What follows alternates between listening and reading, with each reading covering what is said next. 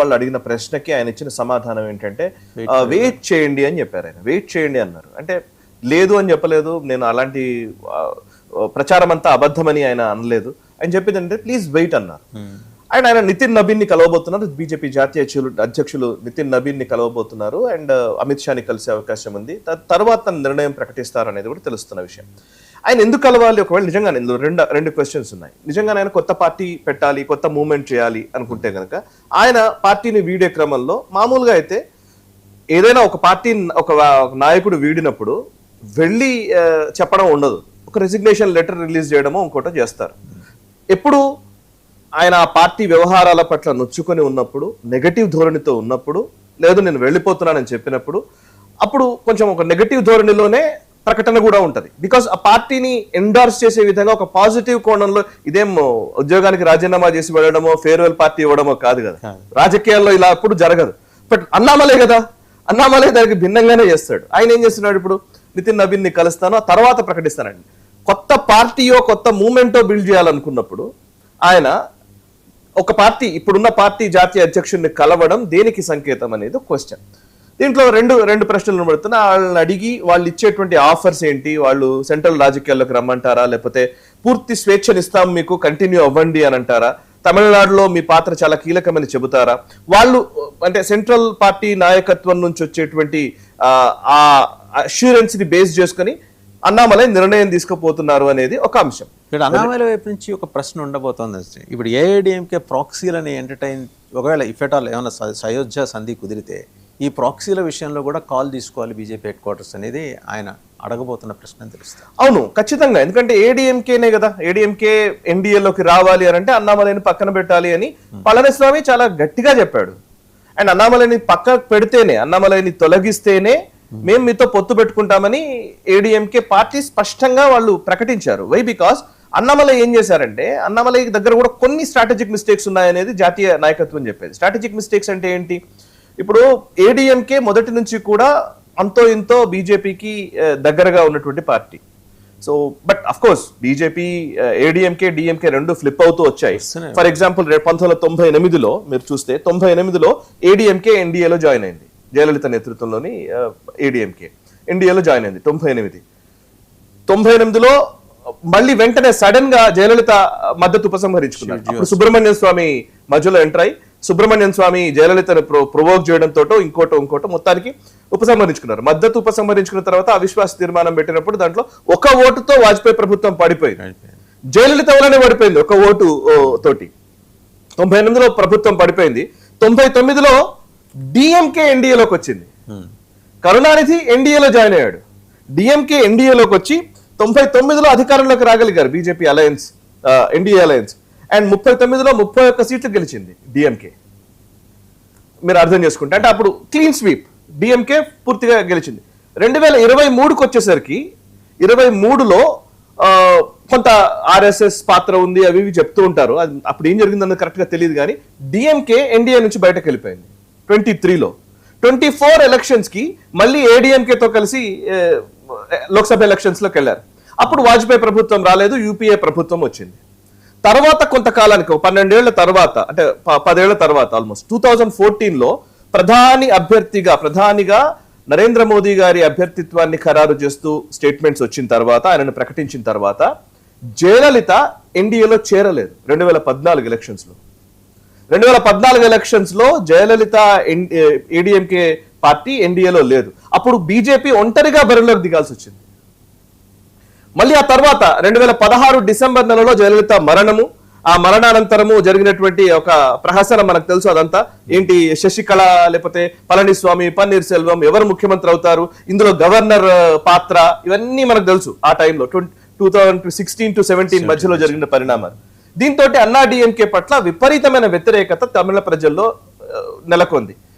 దాని ప్రభావం ఏమైందంటే 2019 ఎలక్షన్స్ లో లోక్సభలో, అంటే 2016లో జయలలిత చనిపోయిన తర్వాత 2019లో ఎన్డీఏ కూటమి ద్వారా, అంటే ఏడీఎంకే ఎన్డీఏలో భాగస్వామిగా ఉంది. అప్పుడు బీజేపీ 5 సీట్లలో కంటెస్ట్ చేసింది, 0, ఒక్క సీట్ కూడా గెలవలే. ఆ రోజు డిఎంకే అంటే ఇండి కూటమి అంటాం ఇప్పుడు, కాంగ్రెస్ కూటమి, కాంగ్రెస్, డిఎంకే, మిగతా పార్టీల కూటమికి 39 లోక్సభ స్థానాలు ఉంటే తమిళనాడులో 38 స్థానాలు గెలుచుకున్నారు. ఒకే ఒక్క సీటు బయటకు వెళ్ళిపోయింది, ఏడీఎంకే గెలిచింది. అంటే అర్థం చేసుకోండి ఎంత వ్యతిరేకత వచ్చిందో. ఈ పళనిస్వామి, పన్నీర్ సెల్వము, శశికళ ఆ ఎపిసోడ్ తోటి తమిళ ప్రజలు విసిగిపోయారు. 2019లో నెగటివ్ తీర్పునిచ్చారు. 2021 అసెంబ్లీ ఎలక్షన్స్ లో కూడా ఏడీఎంకే ప్రభుత్వాన్ని గద్దెదించి డిఎంకేకి అధికారం ఇచ్చారు. 2021 ఎలక్షన్స్ తర్వాత అన్నామలై రాష్ట్ర అధ్యక్షుడు అయ్యాడు, బీజేపీ అధ్యక్షుడు. అంటే అర్థం ఏంటి? డిఎంకే ఏడీఎంకేలకు ఒక ప్రత్యామ్నాయంగా అన్నామలై ఫ్యాక్టర్ ని పనిచేయడం కోసం ఆయనని తీసుకొచ్చింది కూడా బీజేపీలో. ఆయన జాయిన్ అవ్వడం కరెక్ట్ టైమింగ్ లోనే జాయిన్ అయ్యాడు, రాంగ్ టైమింగ్ ఏం కాదు అది. 2021 తర్వాత ఆయన రాజకీయాల్లోకి వచ్చాడు. ఆయన 2020లో బీజేపీలో జాయిన్ అయ్యాడు డిసెంబర్లో. 2021 జూలైలో ఏమో ఆయనను ప్రెసిడెంట్ ని చేశారు, అంటే ఈ ఎలక్షన్ రిజల్ట్స్ తర్వాత. ఆ తర్వాత ఎన్ మక్కల్ అని ఒక పాదయాత్ర చేశాడు. డిఎంకే ఫైల్స్ అనే డిఎంకే అవినీతి చిట్టాను విప్పాడు. ఇలా డిఎంకే వ్యతిరేక పోరాటాన్ని చాలా సమర్థవంతంగానే తీసుకెళ్లారు, ప్రజల్లోకి చేశారు ప్రజల్లో. కానీ ఆయన చేసిన ఇంకో ప్రాబ్లం ఏంటంటే అందరిపైన షూట్ చేశారు. జయలలితను కూడా ఆయన విమర్శించడం, ఈవెన్ అన్నాదురైని విమర్శించడం, పెరియార్ని విమర్శించడం ideologically right, no doubt about it. But అన్నాదురైని ఏడీఎంకే పేరే వచ్చింది, అన్నాదురై, అన్నా డిఎంకే కదా వచ్చింది, ఎంజీఆర్ గారు స్థాపించిన పార్టీ. ఒక ఎంజీఆర్ ని వదిలిపెట్టి ఆల్మోస్ట్ అందరిని ఆయన విమర్శించారు. సో దీంతో ఏమైందంటే అన్నామలై వ్యతిరేక శక్తులన్నీ ఏకమైన పరిస్థితి. అన్నామలై వ్యతిరేకంగా ఉన్నటువంటి శక్తులన్నీ ఏకమై అన్నామలై మాత్రం ఉండకూడదు. అటు ఒకవైపు ద్రవిడ రాజకీయాలు, రెండో వైపు బీజేపీ ఇంటర్నల్ రిఫ్ట్, ఇంకోవైపు అన్నాడీఎంకే లాంటి ఒక కూటమిలో ఉండేటువంటి ఒక మిత్రపక్షంగా భావించేటువంటి అన్నాడీఎంకేలో వచ్చినటువంటి విమర్శలు, వీటన్నిటితోటి అన్నామలై ఐసోలేట్ అవుతూ వచ్చారు. ఈ ఐసోలేషన్ లో ఆయన్ని అధ్యక్ష బాధ్యతల నుంచి తప్పించి 2026 ఎలక్షన్స్ లో 24లో ఒంటరిగానే ఆయన పైన ప్రయోగం చేసింది బీజేపీ. ఏం చేసింది? ఒంటరిగానే ఆయనకు అప్పచెప్పింది. బట్ అప్పుడు ఆయన ఓట్ పర్సెంటేజ్ పెంచగలిగారు, 11% దాకా ఓట్ పర్సెంట్ తీసుకురాగలిగారు బీజేపీకి. బట్ దానికి కారణం ఏంటి అంటే ఎక్కువ స్థానాల్లో పోటీ చేశారు, ఎక్కువ ఓట్లు వచ్చాయనేది ఇంకో వర్గం. బట్ ఒక్క సీట్ కూడా గెలవలేకపోయారు, ఇంక్లూడింగ్ అన్నామలై పోటీ చేసిన స్థానం కూడా ఓడిపోయారు 2024. సో దీంతో ఏమైందంటే పూర్తిగా అన్నామలై వ్యతిరేక ఒక పవనాలు, అంటే ఆల్మోస్ట్ ఇప్పుడు మనం చూస్తే ఎస్ గురుమూర్తి గారు లాంటి వాళ్ళు, తమిళనాడు రాజకీయాలు కీలకంగా చూసిన వాళ్ళు, జాతీయ రాజకీయాల్ని ప్రభావితం చేసేటువంటి వ్యక్తులు, ఎస్ గురుమూర్తి గారు కావచ్చు, లేకపోతే ఆర్ రాజగోపాలన్ లాంటి ప్యానలిస్టులు కావచ్చు, అండ్ బీజేపీ ఎకో సిస్టమ్ సంబంధించినటువంటి చాలా మంది కావచ్చు, వీళ్ళందరూ జాతీయ స్థాయిలో కొంత ఇన్ఫ్లుయెన్స్ చేయగలిగే వాళ్ళు. వీళ్ళందరూ కూడా అన్నామలై పట్ల పూర్తి సపోర్ట్ అయితే ఇవ్వలేదు అన్నామలైకి. దీంతో ఆయన ఐసోలేట్ అవుతూ వచ్చారు. చివరికి మొన్న వచ్చిన ఫలితాల తర్వాత కూడా ఇప్పుడు నాకు ఆయనకు పెద్దపీట వేస్తారు, ఆయనకు పూర్తిగా బాధ్యతలు ఇస్తారు అని చెప్పడానికి కూడా అవకాశం లేని పరిస్థితి వచ్చేసరికి ఆయన పక్కకు వెళ్ళిపోవడానికి ఆలోచిస్తున్నట్టుగా తెలుస్తోంది. ఇప్పుడు పక్కకు వెళ్ళిపోతే ఆయన నిజంగా సక్సెస్ అవుతారా లేదా అది సెకండరీ క్వశ్చన్. బట్ బీజేపీ మాత్రం ఖచ్చితంగా ఒక కీలక నాయకుడిని కోల్పోతుందన్నది మాత్రం వాస్తవం. ఒకవేళ ఏదైనా సమస్యలు ఉంటే అన్నామలై చేసిన వాటిల్లో ఆయన పాదయాత్ర చేసినప్పుడు కొంత డబ్బులు చాలా విపరీతంగా ఆయన అక్యుములేట్ చేశాడు, కానీ దాన్ని సరిగ్గా మెన్షన్ చేయలేదు, ప్రాపర్ గా అకౌంట్స్ చెప్పలేదు అనేది చిన్న చిన్న అలిగేషన్స్ చేస్తూ ఉన్నారు. ఆయననే ఒంటరిగా ఆయన చెప్పిన వ్యక్తులు మాత్రమే నాయకులు కావాలి, లేకపోతే కొంతమందిని వదిలేస్తాడు, కొంతమంది పట్టించుకోడు. అండ్ సుదీర్ఘకాలంగా పనిచేస్తున్నటువంటి వాళ్ళందరూ కూడా నొచ్చుకున్నారు అన్నామలై వ్యవహార శైలితోటి. ఇట్లాంటి ఏవో అన్ని విమర్శలు ఉన్నాయి. కానీ బట్ ఇవన్నీ విమర్శలు పక్కన పెడితే సమర్థత, కమిట్మెంట్, ఈ రెండు ఉంటాయండి. Capabilities and commitment.